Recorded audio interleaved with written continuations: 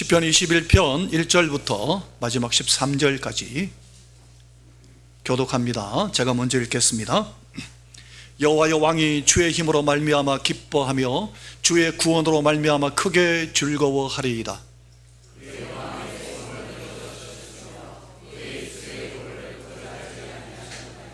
주의 아름다운 복으로 그를 영접하시고 순금관을 그의 머리에 씌우셨나이다.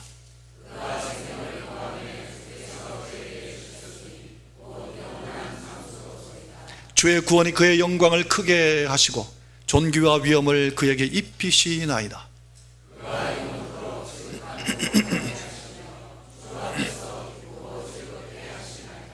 왕이 여호와를 의지하오니 지존하신 이의 인자함으로 흔들리지 아니하리이다.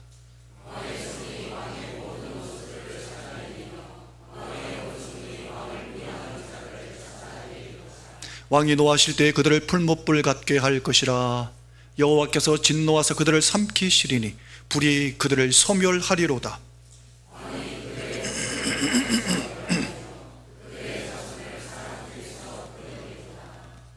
비록 그들이 왕을 해하려 하여 음모를 꾸몄으나 이루지 못하도다.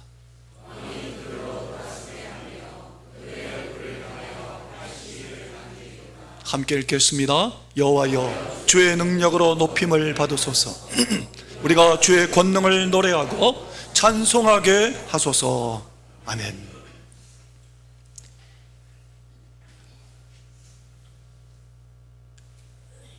앞서 기도한 장로님의 기도처럼 말씀 듣는 가운데 성삼위 하나님이 친히 말씀 가운데 임하셔서 우리의 질병을 치료하시고 우리의 영혼을 고치시고 우리의 문제를 해결하시고 우리를 친히 만나주시고 우리를 어루만져 주시기를 예수님 이름으로 축원합니다. 코로나19 팬데믹이 끝나고 안정되는 것 같았으나 전쟁이 터졌습니다. 가래가 자꾸 끓어서 죄송합니다. 금방 끝날 줄 알았는데 길어지고 있습니다. 지구촌 전체에 불안이 번져가고 있습니다. 러시아와 우크라이나 전쟁이 아직 끝나지도 않았는데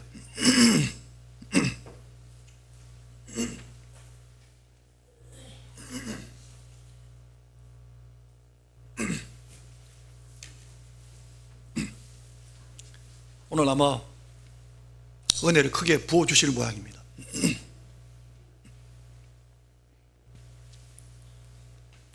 미국과 이스라엘과 이란의 전쟁은 온 세상이 불안하게 만들고 있습니다. 세계 질서가 무너지고 중심을 잡아줄 힘은 보이지 않습니다. 전쟁의 불똥이 어디로 튈지 아무도 알 수 없고 이러한 불안한 시국에 우리는 어떻게 살아가야 할까요? 오늘 이 시편 21편과 지난주 함께 살펴봤던 20편은 전쟁을 앞두고 전쟁 가운데 지은 시입니다. 시편 20편은 전쟁에 출정하면서 하나님 앞에 간절히 승리하게 달라고 간구하는 내용이라면 오늘 읽었던 이 시편 21편은 전쟁에서 승리하고 돌아오면서 개선 장군처럼 개선하면서 부른 그 시가 21편입니다. 20편이 하나님 구원해 주시기를 간구했던 간구의 시라면 오늘 21편은 하나님이 구원해 주신 것을 감사함으로 하나님 앞에 감사 찬송한 시편입니다. 그런 이 시편을 보면 이 시편의 저자 다윗이 직접 전쟁에 출정하면서 전쟁을 앞두고 있으면서 그는 이렇게 고백합니다. 확신에 차서 이렇게 고백합니다.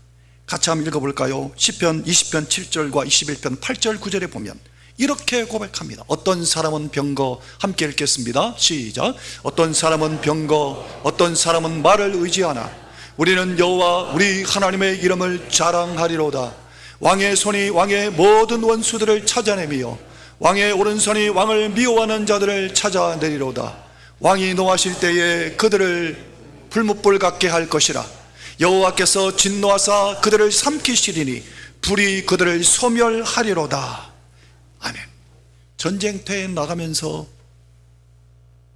백성들로 하여금 하나님을 찬송하도록 한 이 찬송의 내용이 보면 하나님이 건지실 것에 대해서 확신에 차서 믿음으로 선포하는 것을 볼 수 있습니다.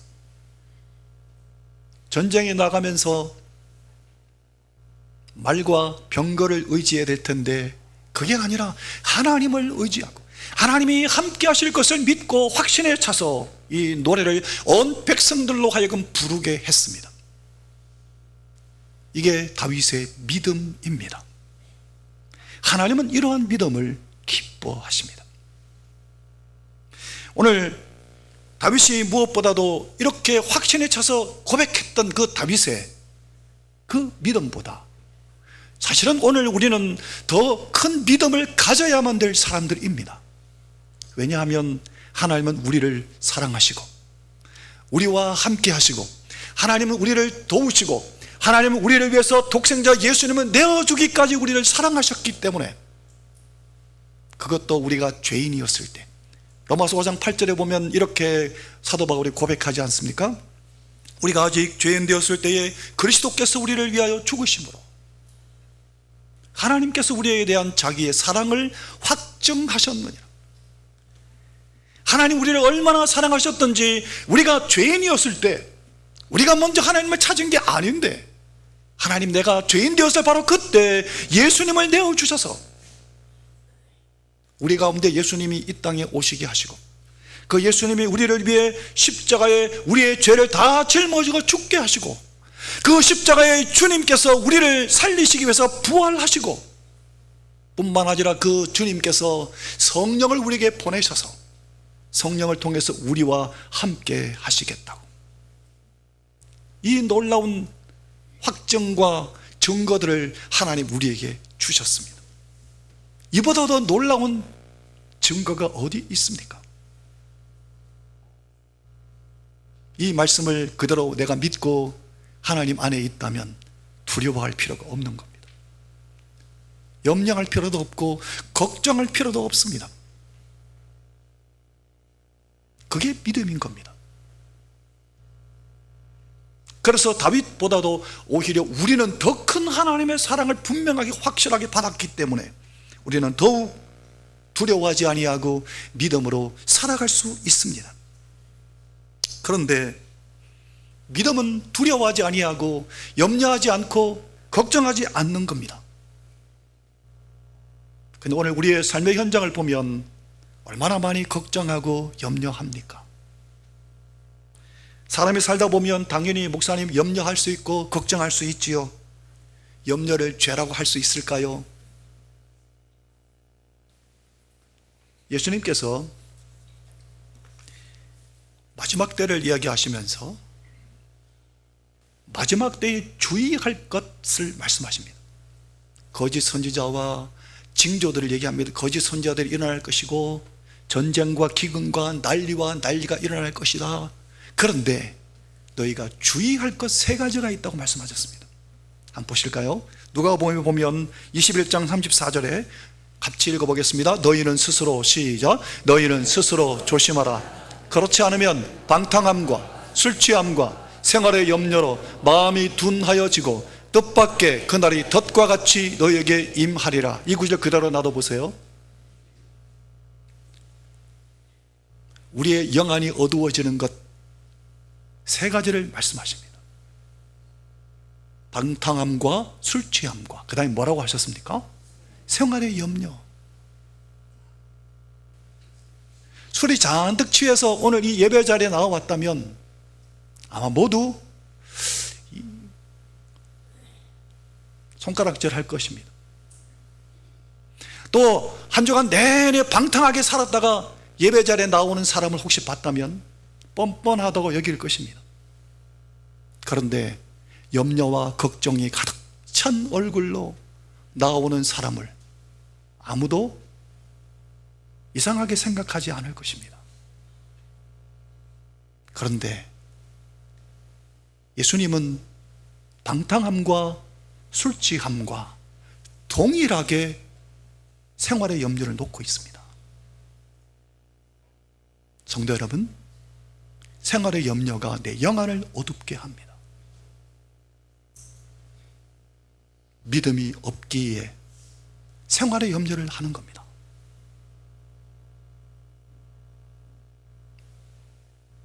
오늘 우리는 마지막 때에 영적으로 깨어 건실하려면 술 취함과 방탕함만 버릴 게 아니라 생활의 염려를 버려야 합니다. 어디다 버려야 될까요? 하나님께 버려야 됩니다. 그게 기도입니다. 생활의 염려가 우리의 영안을 어두워지게 만든다고 예수님이 미리 예언적으로 우리에게 주신 메시지입니다. 그러니까 생활의 염려에 매여 살아간다면 그게 믿음이 없는 것입니다. 믿음은 하나님께 그것을 다 맡기는 것. 이게 진짜 믿음이라고. 염려하지 않는 믿음이 하나님을 기쁘시게 한다고. 오늘 시편 21편의 7절에도 보면 이렇게 다윗이 고백하고 있습니다. 왕이 여호와를 의지하오니 지존하신 이의 인자함으로 흔들리지 아니하리이다. 하나님을 신뢰하고 하나님을 믿고 의지하니까 전쟁에 임하는 상황 가운데서도 흔들리지 않습니다. 이게 진짜 믿음이라고 다윗은 우리에게 보여주고 있습니다.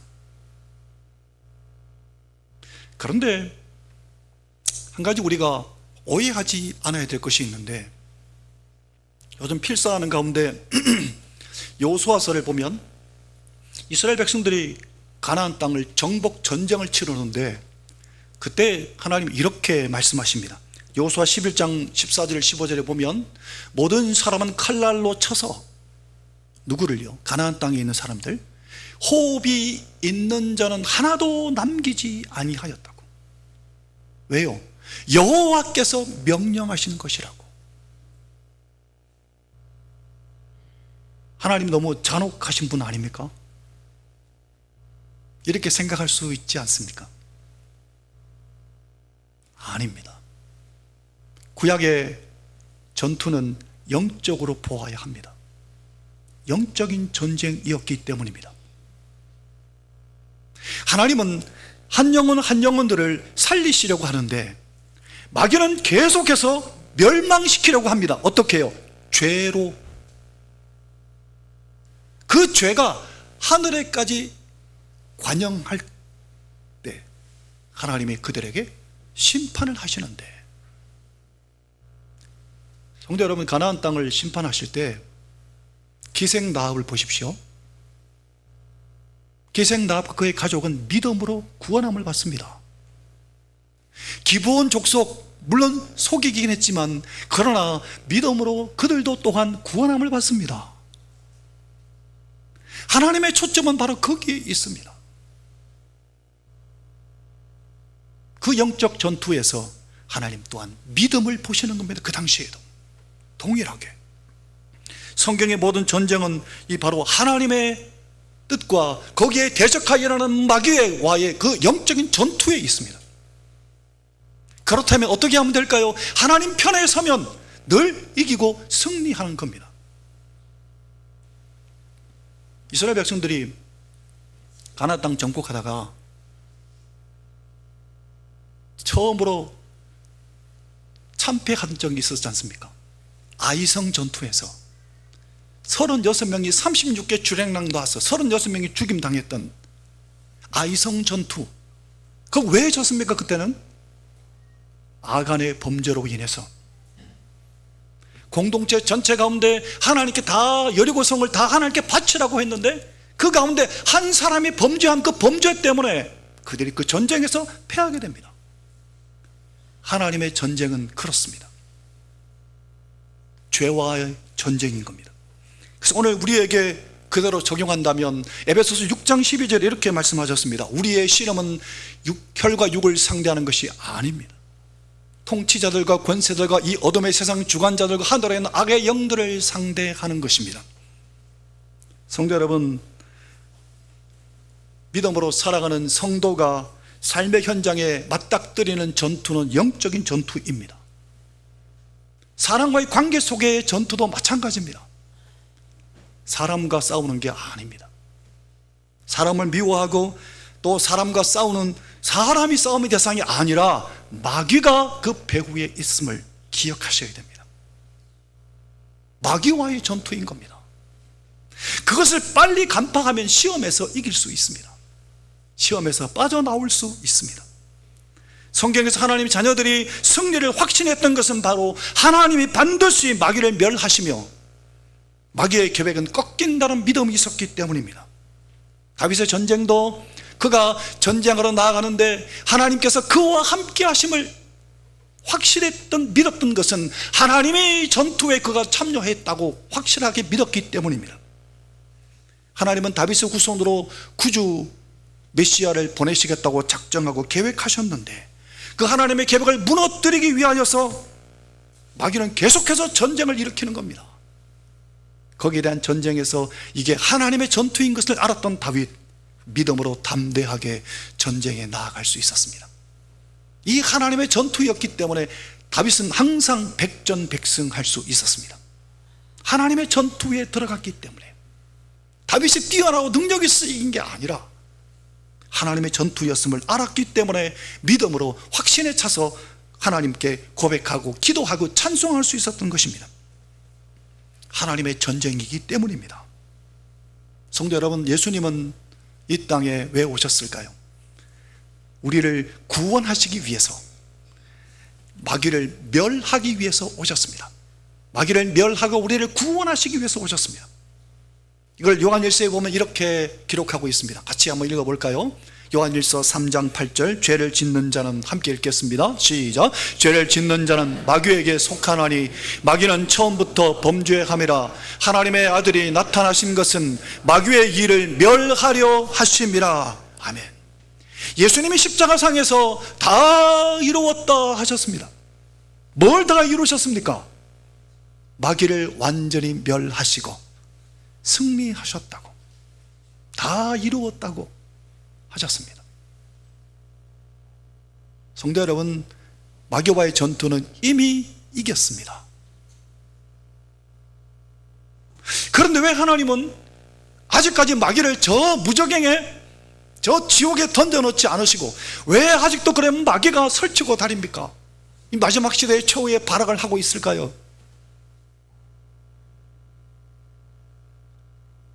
혹시 이런 의문이 들지 않습니까? 이것은 바로 여기에 하나님의 뜻이 있기 때문입니다. 베드로후서 3장에 보면 이렇게 말씀하셨습니다. 베드로후서 3장 9절에 보면 주의 약속은 어떤 이들이 더디다고 생각하는 것 같이 더딘 것이 아니라 오직 주께서는 너희를 대하여 오래 참으사 아무도 멸망하지 아니하고 다 회개하게 이르기를 원하시느니라. 하나님의 구원과 예수님의 십자가의 구원은 온 인류를 다 구원하고도 남음 있는 완전한 구원이었습니다. 그런데 지금 만약 바로 예수님이 지금 여기 다시 재림하셔서 그대로 심판하신다면 어떻게 될까요? 아직까지 예수를 믿지 아니하는 내 가족, 내 친척, 내 친구, 아직도 구원받아야 될 사람들이 아직 있는데 지금 바로 심판하시면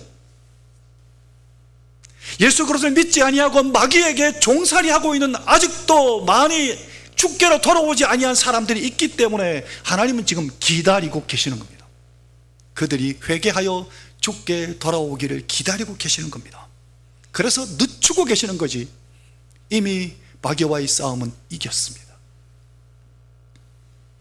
성도 여러분, 그래서 오늘 우리는 어려움을 당하고 문제가 부닥칠 때에 그것을 잘 영적으로 분별하셔야 됩니다. 아, 이게 마귀가 주는 시험이구나 라는 걸 알면 더 이상 그것 때문에 고민할 필요가 없습니다. 아, 하나님의 전쟁이구나, 하나님 편에 서 있으면 됩니다. 그럼 하나님이 알아서 정리하십니다. 다윗은 그렇게 했던 겁니다. 하나님의 승리는 내 이기적인 목적과 동기와 욕심을 이루는 데 적용될 수 없습니다. 아간처럼 탐욕을 부리거나 아나니아와 삽비라처럼 속이거나 거짓하거나 탐욕을 부리는 데는 하나님 편이 아니라 마귀 편에 서는 겁니다. 그런데 반대로 죄와 거짓, 불의와 욕심, 미워하는 것, 사탄의 역사와 내가 지금 싸우고 있는가, 나 자신을 점검해 보십시오. 그렇다면 안심하셔도 됩니다. 혹시 그렇지 않더라도 내가 잘 분별이 안 된다면 일단 그 모든 문제를 하나님 앞에 먼저 맡기십시오. 내가 걱정하고 염려하지 말고. 걱정하고 염려하면 안 믿는 사람과 내가 다른 게 뭐 있습니까?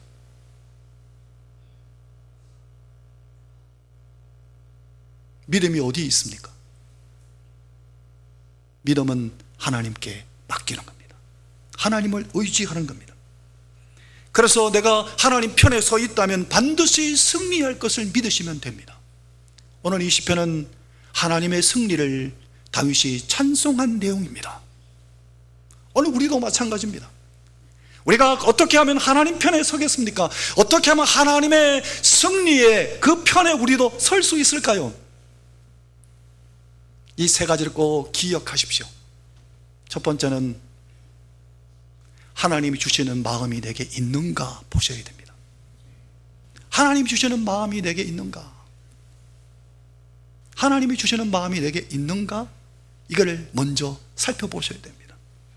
오늘 본문의 1절과 2절에 보면 다윗이 이렇게 고백합니다. 여호와여, 왕이 주의 힘으로 말미암아 기뻐하며 주의 구원으로 말미암아 크게 즐거워하리이다. 그의 마음의 소원을 들어주셨으며 그의 입술의 요구를 거절하지 아니하셨나이다. 하나님의 힘으로, 하나님의 구원으로 말미암은 것을 다윗이 그 마음의 소원을 품은 겁니다. 그래서 하나님 주신 마음이 있었기 때문에 담대하게 전쟁에 임할 수 있었던 겁니다. 확신에 차서 전쟁에 승리할 수 있었던 겁니다. 하나님 주시는 마음이 내게 있는가 점검해 보십시오.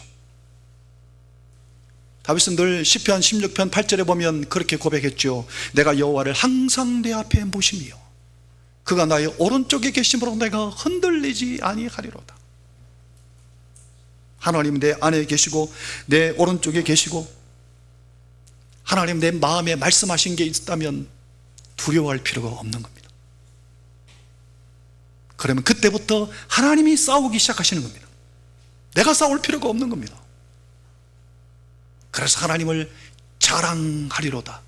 병거와 말을 의지하지 아니하고 하나님의 능력을 자랑하게 되는 겁니다. 두 번째 점검할 것은 자신을 위해 살지 않는가 살펴보셔야 됩니다. 우리는 모두가 자신을 위해 살지 않습니까? 내가 지금 자신을 위해 살지 않는가 나를 점검해 보셔야 됩니다. 오늘 6절에 다윗은 이렇게 고백합니다. 그가 영원토록 지극한 복을 받게 하시며 주 앞에서 기쁘고 즐겁게 하시나이다. 여기 보면 복을 받게, 여러분 성경의 밑에 각주가 달려있을 겁니다. 복이 되게. 다윗은 그 전쟁이 그가 하나님의 축복의 통로가 된다는 것을 알았습니다. 자신을 위한 전쟁이 아니었던 겁니다. 하나님의 나라를 위한 전쟁이었다는 것을 알았습니다. 그 다음 구절을 볼까요? 그가 모든 사람이, 그는 예수 그리스도를 가리킵니다. 같이 읽어볼까요? 그가 모든 사람을, 시작, 그가 모든 사람을 대신하여 죽으심은 살아있는 자들로 하여금 다시는 그들 자신을 위하여 살지 않고 오직 그들을 대신하여 죽었다가 다시 살아나신 이를 위하여 살게 하려 함이라. 예수 믿는 것은 뭡니까? 나를 위하여 사는 게 아니라 나를 대신하여 죽었다 살아나신 예수님을 위하여 사는 겁니다. 오늘 우리는 예수님을 위하여 살고 있습니까? 아니면 나 자신을 위해 살고 있습니까? 나 자신을 위해 살고 있다는 것은 참된 믿음이 아닙니다. 하나님이 나의 아버지가 되시고 내가 필요한 모든 것을 다 알고 계신다고 마태복음 6장에 말씀하셨습니다. 너는 이방인과 같이 이것들을 구하지 마라. 내가 다 안다. 하나님 아버지가 다 알고 계시고 예수님 날 위해 죽기까지 십자가에서 나를 위해 중보하셨는데, 지금도 하나님 보좌 우편에서 나를 위해 중보 기도하고 계시는데 나를 위해 기도할 필요가 없는 겁니다. 하나님의 나라와 하나님의 의를 위하여 기도하는 겁니다. 나 자신을 위해 사는 게 아니라 주를 위하여 사는 겁니다. 예수를 믿는 것은 주를 위하여 사는 겁니다. 그러면 두려움이 없습니다. 걱정할 필요도 없는 겁니다. 주를 위하여 사니까요. 성도 여러분, 주를 위하여 사는 그 믿음이 분명하다면 더 이상 내가 먹고 살 것 때문에 내가 걱정할 필요가 없는 겁니다. 의식주 문제 때문에 걱정할 필요가 없습니다. 주님이 더 잘 아십니다. 아버지가 더 잘 아셔서 채워주시겠다고 약속했습니다. 그 왜 걱정하십니까? 믿음이 부족한 겁니다. 그거는 주께 맡기고 나는 주를 위해 살면 됩니다. 그럼 나머지는 주님이 알아서 하신다니까요. 주를 위해 사는 게 뭡니까? 주의 나라와 주의 의를 구하는 게 주를 위해 사는 것 아닙니까? 더 자세하게 알려면 오늘 오후 예배에 참석하십시오.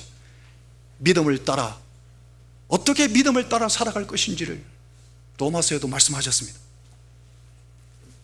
세 번째는 24시간 예수님을 바라보는가. 성도 여러분, 영적으로 깨어있다는 것은 늘 이 세 가지를 기억하십시오.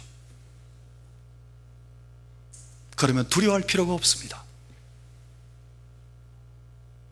하나님이 주시는 마음이 있는가? 나 자신을 위해 살지 않고 주를 위해 사는가? 내가 24시간 예수님을 바라보고 있는가? 이 세 가지만 점검하면 늘 영적으로 깨어있을 수 있습니다. 오늘 성경의 시편 기자 다윗은 13절에 이렇게 고백했습니다. 여호와여, 주의 능력으로 높임을 받으소서. 우리가 주의 권능을 노래하고 찬송하게 하소서. 수영록교회 돌아가신 고 정필도 목사님, 그 목사님 사모님은 아직 살아계신데 그 사모님이 간증입니다. 수영록교회 같이 그렇게 부흥하고 성장하고 참 그런 교회에도 왜 문제가 없었겠습니까?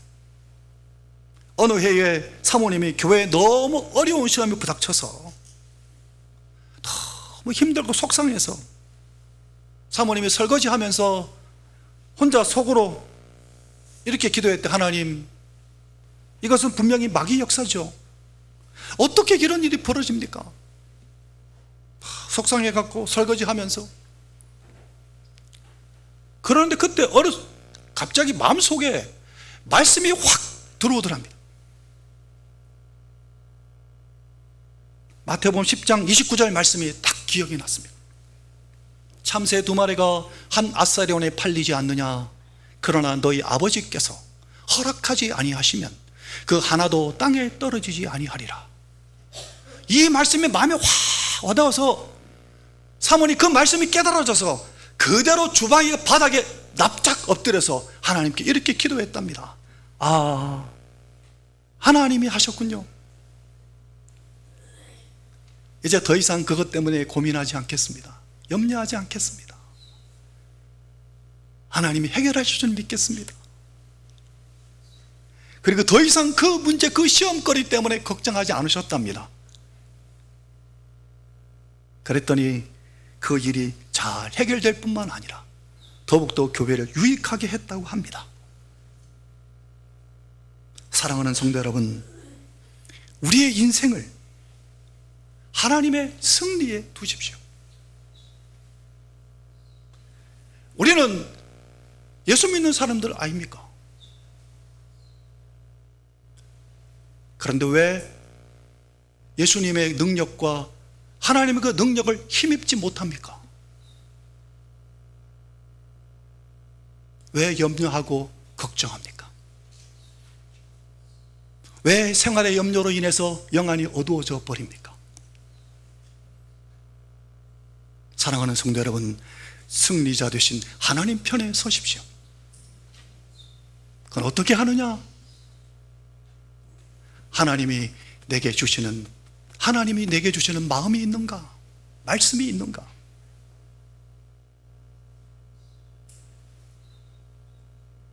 점검하십시오. 나를 위해 사는 것이 아니라 주를 위해 살고 있는가? 24시간 예수님을 내가 바라보고 있는가? 점검하십시오. 그러면 믿음의 확신 가운데서 승리자 되신 하나님의 손에 붙잡혀서 쓰임받을 수 있고, 오늘 다윗이 불렀던 이 찬송처럼 승리자의 찬송을 부르며 살아갈 수 있습니다.